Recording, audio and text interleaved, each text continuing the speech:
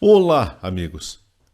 Pois ontem tivemos a divulgação do pacote que visa acabar com o rombo no orçamento da nação brasileira para 2016. Pacote anunciado, explicado à exaustão pelos ministros da Fazenda e do Planejamento. 26 bilhões de cortes, somados ao retorno da CPMF, devem gerar resultado suficiente para equilibrar as finanças do país. Não ouvi de nenhum deles a informação de quantos ministérios serão extintos e, principalmente, quantos cargos em comissão, quantos CCs que estão pendurados em Brasília e por aí afora serão demitidos para que o governo tenha uma efetiva redução nos seus gastos. Não ouvi.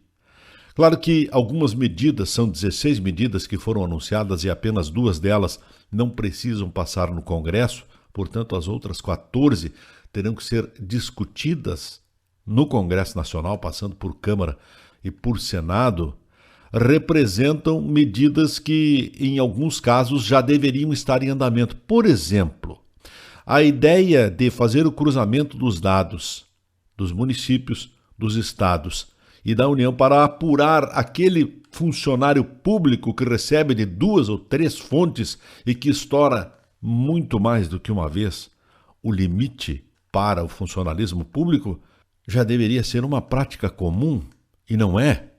A criação da CPMF, a volta da CPMF, vamos dizer assim, pelas informações dos ministros, será destinada exclusivamente a cobrir o déficit da Previdência Social. Oxalá. Ou seja, é evidente que boa parte dos integrantes do Partido dos Trabalhadores não concorda com diversos pontos que foram apresentados dentro desse pacote. E não só os integrantes do PT. Muitos partidários que integram a base aliada devem oferecer resistência na discussão que se travará dentro do nosso Congresso. Mas eu preciso insistir numa pergunta. Alguém ouviu quais serão os ministérios que serão extintos?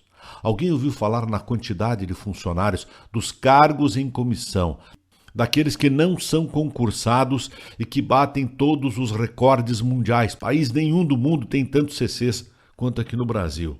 Alguém ouviu falar disso? Sinceramente não ouvi.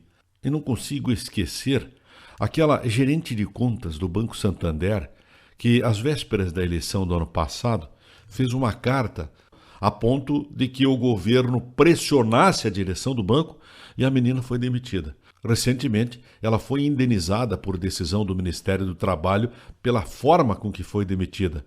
Como é que aquela funcionária do Santander sabia e tinha tantas informações? Seriam estas informações privilegiadas ou fruto de uma competência que era compartilhada com alguns partidos de oposição?